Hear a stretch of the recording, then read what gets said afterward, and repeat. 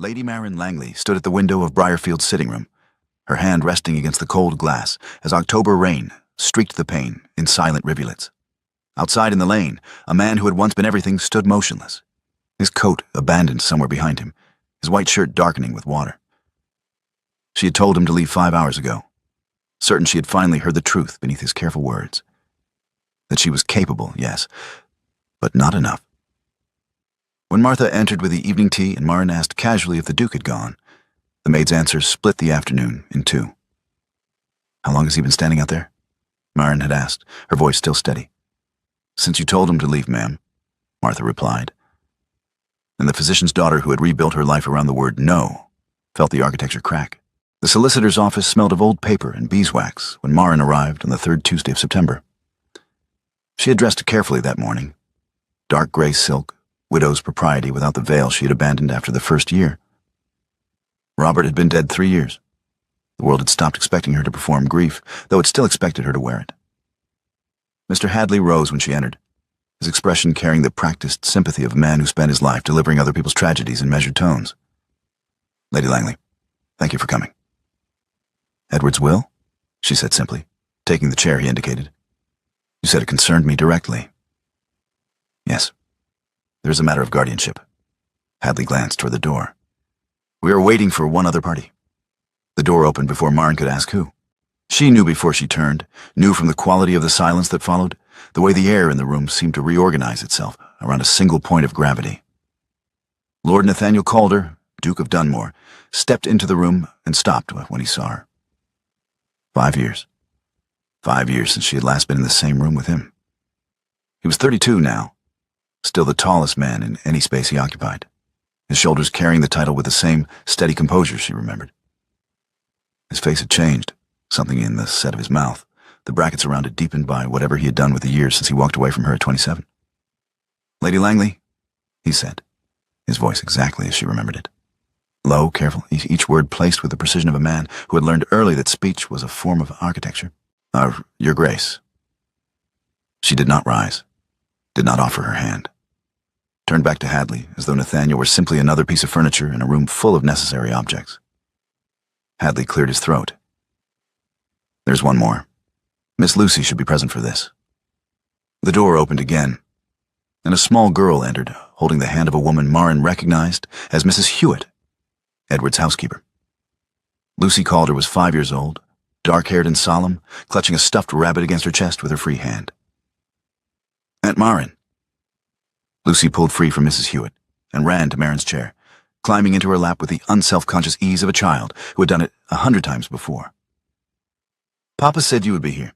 He said the solicitor's office is where people go when someone has to read important papers, and that you would come because you always come when he asks." Marin's arms closed around the child automatically, her throat tightening. "Yes, darling, I came." Lucy turned in her lap to look at Nathaniel, her expression curious. "Are you the Duke?" "Papa said the Duke is very tall and lives in a house with 47 rooms and doesn't smile very much." Nathaniel's mouth softened. Not quite a smile, but something that approached it. "I am, and your father was correct on all counts." "You both look sad," Lucy observed with the devastating directness of childhood. "Papa said sad people need tea in the garden. The garden is better, but tea helps." Hadley opened the document case on his desk, his movements careful. "Miss Lucy, your father left very specific instructions about your care. He wanted you to hear them yourself. So you would understand that everything he arranged was because he loved you very much." Lucy nodded solemnly, her hand finding Marin's and holding tight. Hadley read. Edward's will was characteristically thorough. Provisions for Lucy's education, her dowry, the management of her inheritance until she reached her majority, and then the section that had brought them all to this room. "Regarding the guardianship of my daughter, Lucy Catherine Calder," Hadley read, "I name 2 individuals to serve jointly in this capacity. Lady Marin Langley, whose wisdom and compassion I have relied upon since childhood, and my brother, Lord Nathaniel Calder, Duke of Dunmore, whose steadiness and honor I trust without reservation. They are to share all decisions regarding Lucy's upbringing, education, and welfare.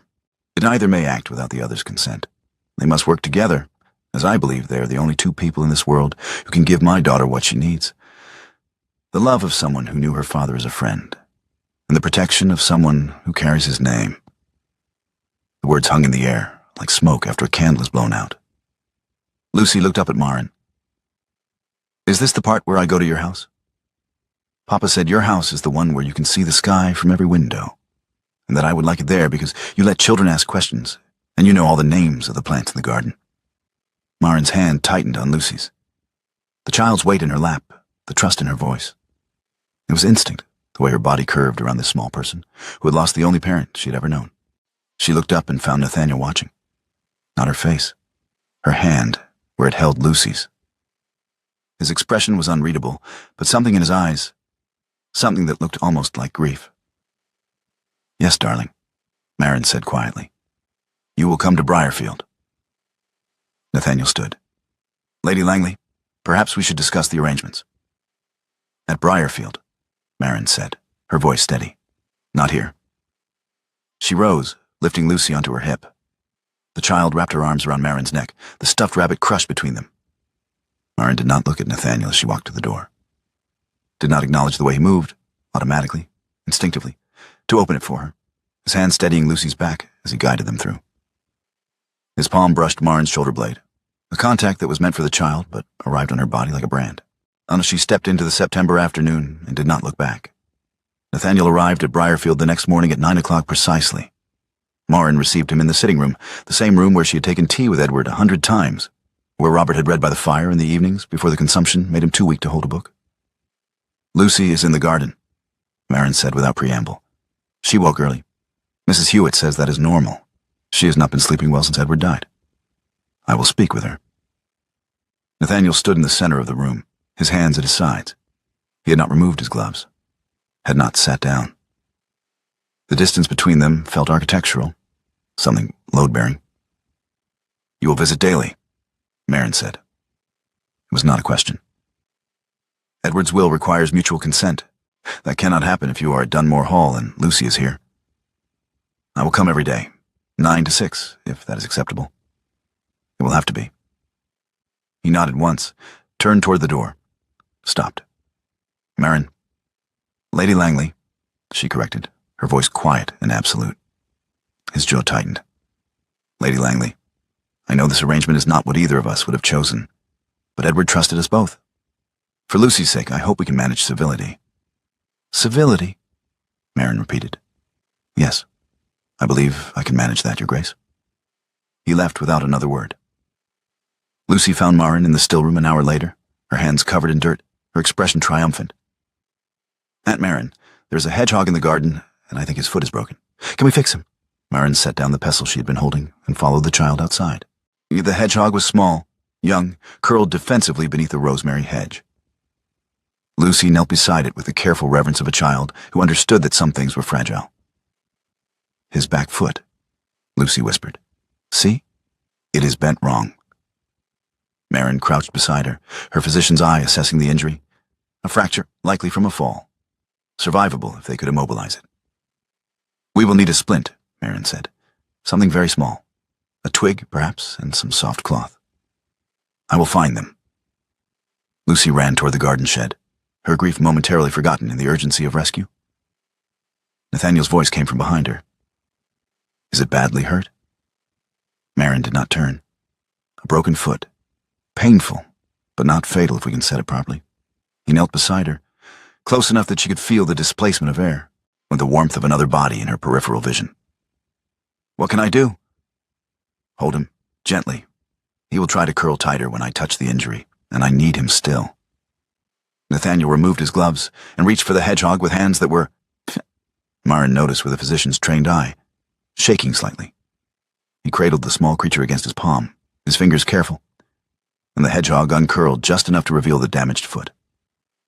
Lucy returned with a thin twig and a strip of torn muslin. "Will this work?"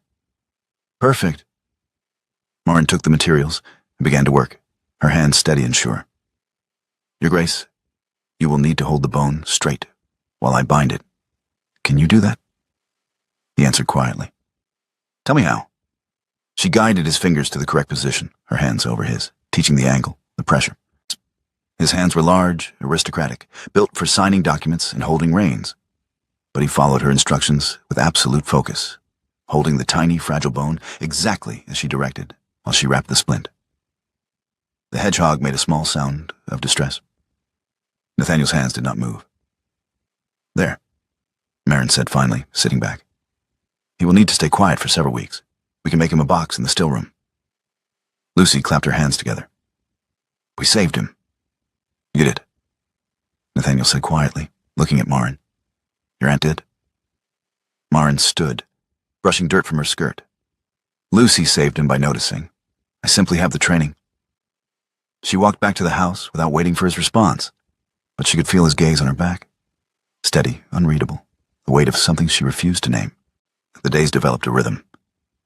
Nathaniel arrived each morning as the clock struck 9 and stayed until 6. He read to Lucy in the afternoons, his deep voice performing the giant's part with surprising conviction. He helped her learn her letters, his patience infinite when she confused her B's and D's.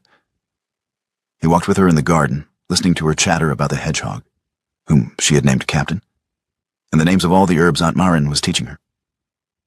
Marin watched from a distance and told herself it was supervision, that joint guardianship required observation, that she was simply ensuring Lucy's welfare.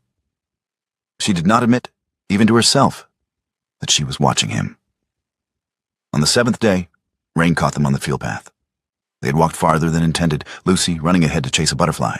Yes, and the October sky opened without warning.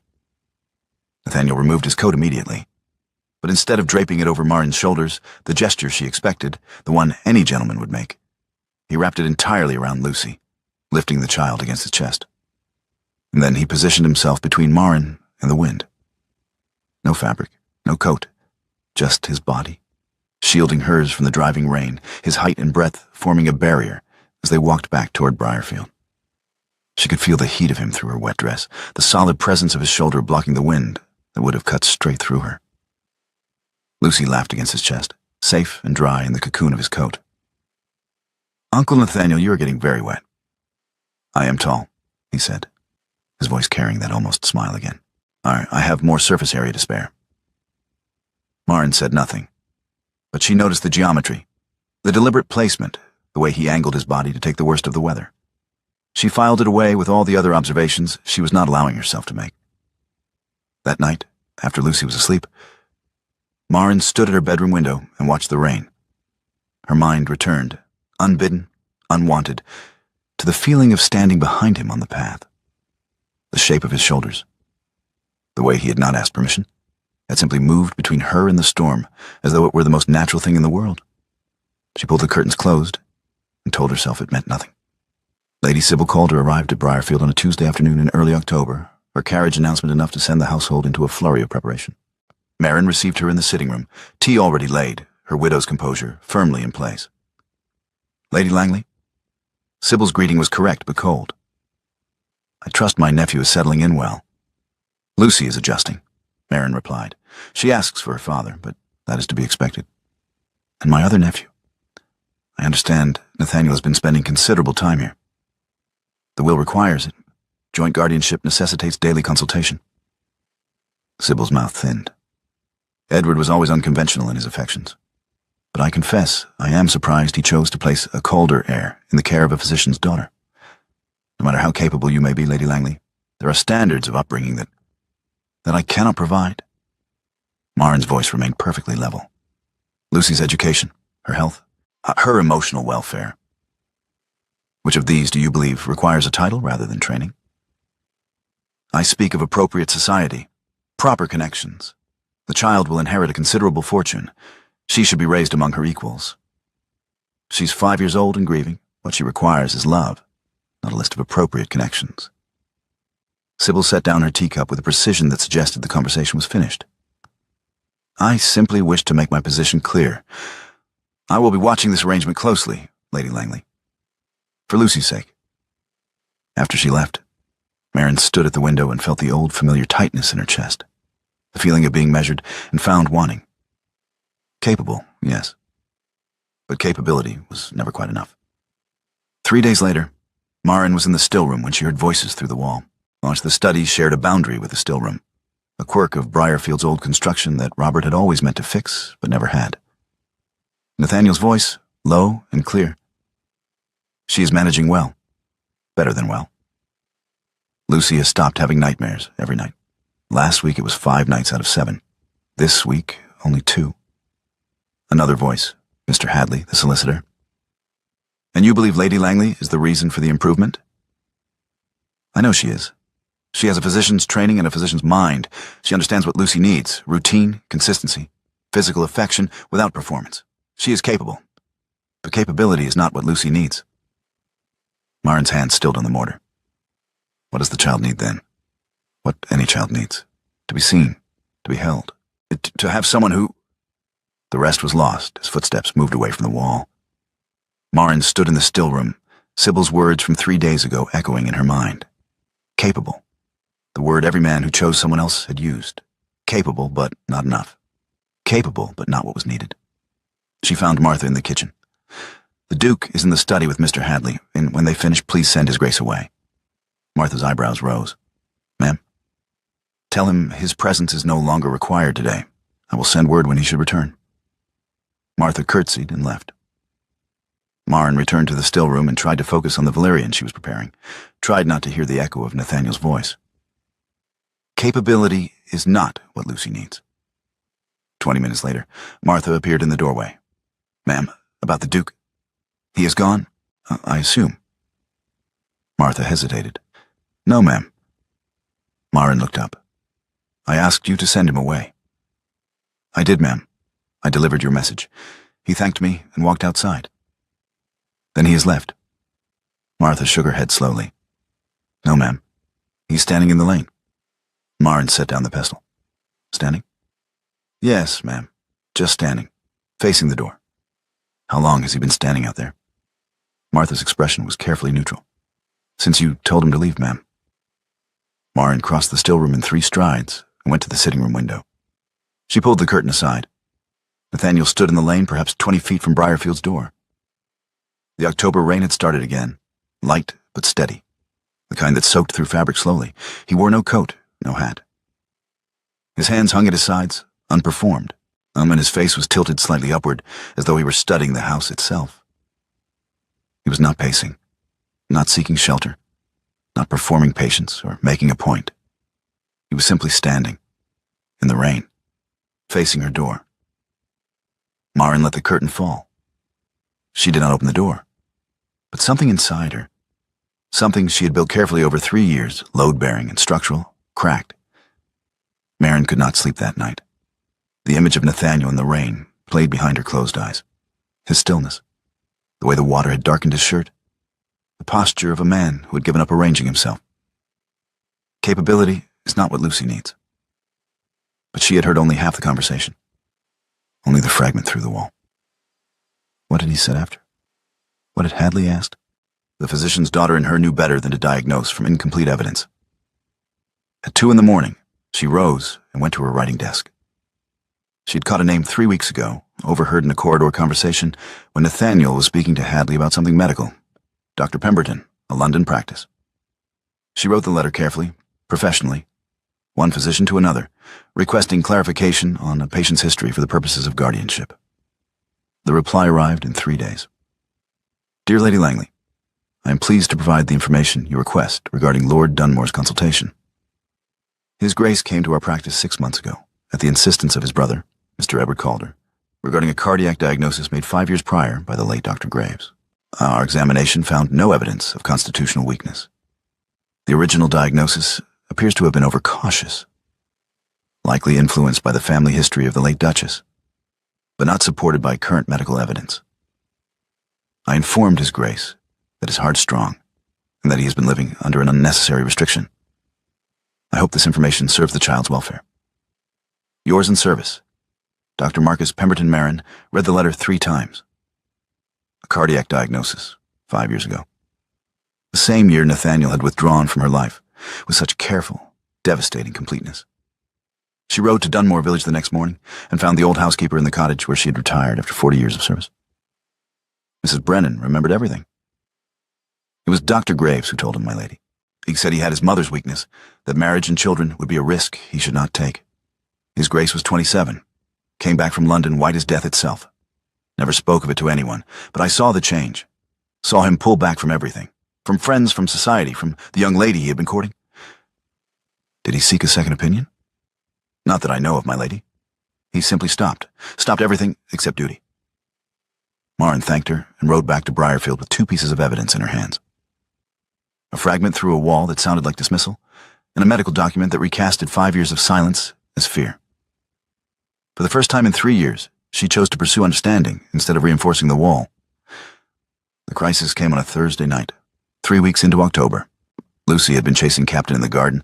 The hedgehog had recovered enough to attempt escape, and she climbed the old stone wall to reach him. The wall was low, perhaps 4 feet, but the ground on the far side sloped away. Marin heard the scream from inside the house. She reached Lucy first. The child was on the ground, her left arm held at an unnatural angle, her face white with shock and pain. Nathaniel arrived seconds later, dropping to his knees beside them. "Her shoulder?" Marin said, her physician's training overriding everything else. "Dislocated. Nathaniel, I need you to hold her." "What do you need me to do?" "Sit against the wall. Hold her against your chest with both arms. She's going to fight me, and I need her completely still." He moved immediately, positioning himself and gathering Lucy into his arms. Like the child was crying now, great gulping sobs of pain and fear. "It hurts, Uncle Nathaniel, it hurts. I know, sweetheart. I know. Aunt Marin is going to fix it." Marin knelt in front of them, her hands already assessing the joint. "Lucy, darling, I need you to be very brave. This is going to hurt for a moment, but then it will feel much better. Can you do that?" Lucy nodded, tears streaming down her face. Marin looked at Nathaniel. His face was white, his jaw tight, and his hands, wrapped around Lucy, were shaking. "You are shaking," Marin said quietly. He answered simply, "I know. You have been shaking for 5 years. Not now. Now you hold still." His eyes met hers. Something passed between them, understanding, perhaps, or recognition. He took a breath and his hands steadied. Marin set the joint with practiced precision. Lucy screamed. The sound cut through the October evening like a blade, and then quiet descended. The child went limp against Nathaniel's chest, her breathing evening out as the pain receded. Marin wrapped the shoulder quickly, efficiently, her hands moving through the familiar motions.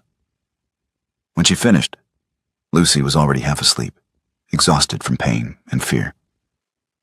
Nathaniel carried her inside and up to her room. Marin followed, directing him to lay the child on the bed. Lucy's eyes opened briefly. "Don't leave," she whispered. "Either of you, please." "We will not leave," Nathaniel said, his voice rough. They sat on opposite sides of Lucy's bed. Marin on the left, Nathaniel on the right. The child's breathing deepened, steadied. Sleep claimed her. In the quiet that followed, Marin spoke without looking at him. "Pemberton wrote to me." Nathaniel went completely still. "He confirmed that you consulted him 6 months ago, that the cardiac diagnosis was overcautious, that you spent 5 years living as though you were dying, and you are not. Marin, you could have told me." Her voice was quiet, but there was something beneath it. Something that had been building for 3 weeks, for 5 years, for every moment since she had watched him stand in the rain. 5 years ago, when Dr. Graves gave you that diagnosis, you could have told me. "I believe I am ill. Decide for yourself." 7 words. I would have chosen, "I am the daughter of a man who treated patients for 30 years. I understand risk. I understand probability. I would have chosen." He said it plainly. "I know." Instead, you chose for me. You decided that Marin Ashby, who nursed her father through pneumonia and her husband through consumption, could not bear the risk of loving a man who might die. I was terrified. The words fell into the room like stones. "Terrified is forgivable," Marin said. "Silence is not. Silence took the choice out of my hands. You gave me 5 years of believing I was measured and found insufficient. Do you understand what that does? Not to pride, to the mechanism, the part of a person that reaches toward another person. You broke that mechanism. I rebuilt it around no, because no is the only word that cannot be taken from you by someone who walks away." Lucy shifted in her sleep, her hand reaching out. Marin took it automatically, her fingers closing around the small warm palm. "Edward was the one who made you go to Pemberton?" Marin said. "Edward said I was rehearsing a death that might never come. 3 weeks later, he fell from a horse. And you carried both, the wrong diagnosis and his death, to the solicitor's office where you looked at me for the first time in 5 years. He confirmed it quietly. Yes. You stood in rain for 5 hours. My body would not let me leave twice. Your body was braver than you were. He agreed without hesitation. Yes. The quiet stretched, Lucy's breathing, the fire crackling in the grate, 2 adults with a sleeping child between them, having the conversation they should have had at 23. I cannot give back 5 years, Nathaniel said finally. She answered simply, no. But I can stand in weather. I can hold a child. I can stay when you tell me to go. I can be here tomorrow, and the day after, and the day after that, until no is a choice you are making instead of a wall you are hiding behind.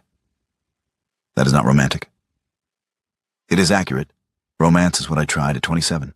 Accuracy is what I owe you at 32. Marin looked at him across Lucy's sleeping form. His shirt was still damp from carrying the child through the evening dew. His hands, around Lucy's blanket, were finally still. Stay tonight, she said. In the spare room, she will wake and ask for you. She will ask for you. She will ask for both of us. Edward knew that. Edward always knew. Lucy woke twice that night, calling for her father. Each time, Marin and Nathaniel came from opposite sides of the house and met at her bedside. The second time, they stayed. Marin on the left side of the bed, and Nathaniel on the right, holding Lucy between them until she fell back asleep. In the dark, their hands found each other across the child's blanket. Marin's fingers interlocked with his. Her thumb traced an unconscious circle on the back of his hand. A physician's habit, checking pulse, verifying life. He held still and received the touch, his hand warm and steady under hers. Neither of them spoke. Neither of them pulled away. When morning came, Martha brought the news with Nathaniel's coffee. Lady Sybil's solicitor had filed a formal petition for interim custody. The challenge would be heard within the month. Nathaniel set down his cup and looked at Marin across the breakfast table. Lucy was still asleep upstairs, her shoulder healing, her nightmares temporarily quieted by the presence of 2 adults who had stayed. "Unless then we prepare," he said. The we was no longer guardianship. It was foundation.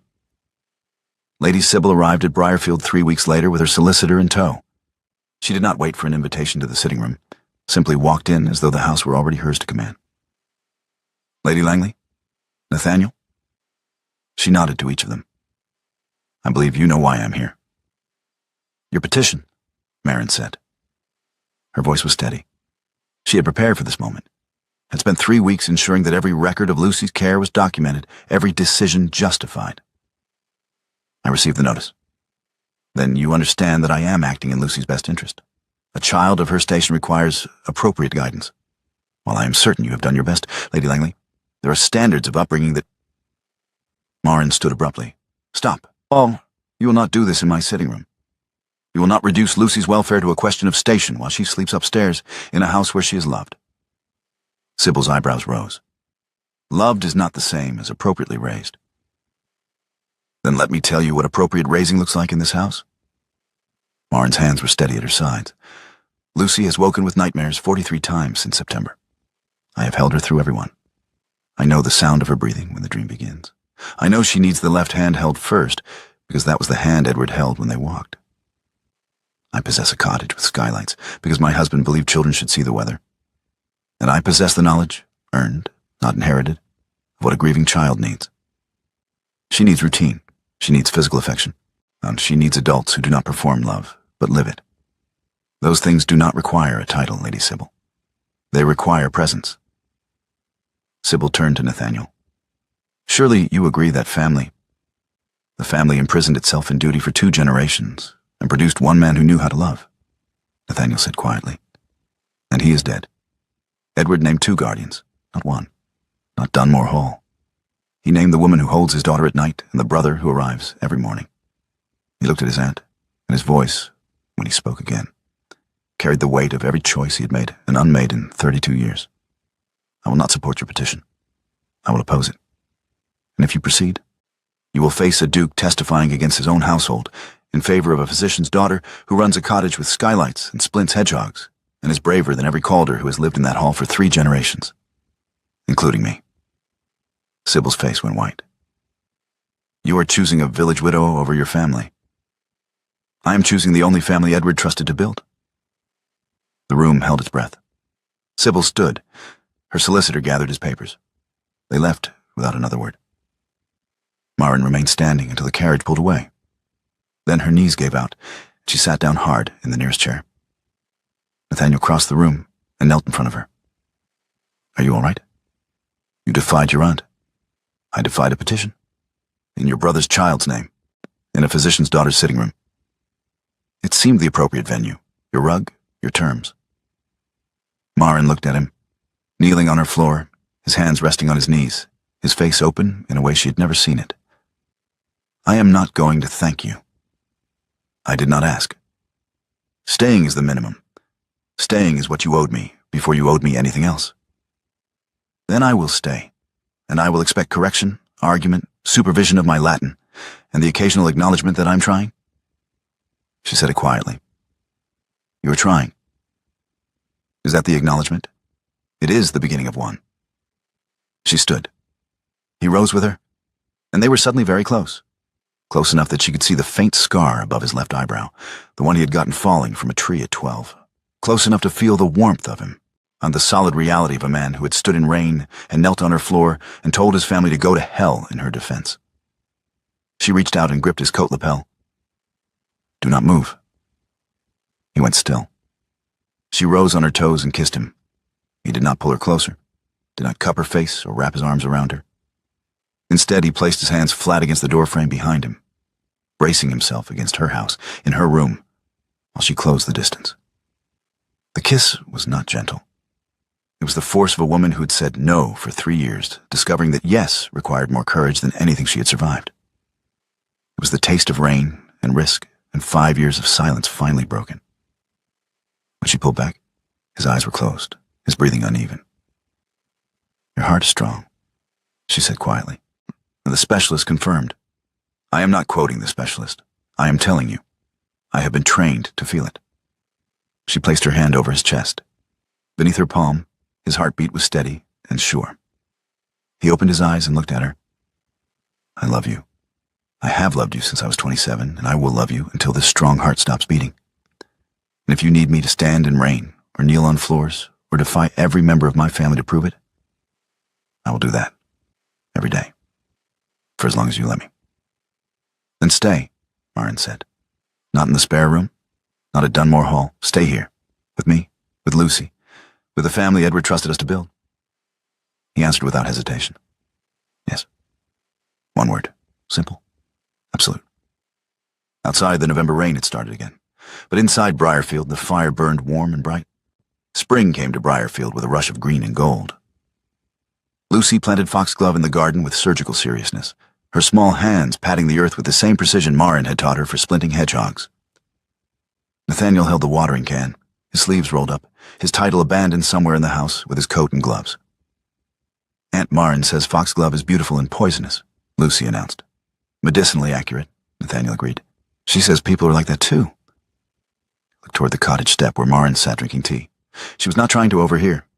She was failing. Did you call me poisonous? He called. I called you beautiful and poisonous, Marin replied. The sequence matters. Proximity is the antidote? Proximity is the antidote to most things, including 5 years of stupidity.